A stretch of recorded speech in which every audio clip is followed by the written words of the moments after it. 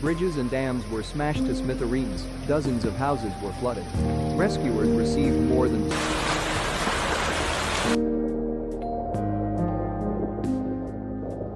centimeters may fall. It is reported that the hurricane front goes to the FRG from Switzerland.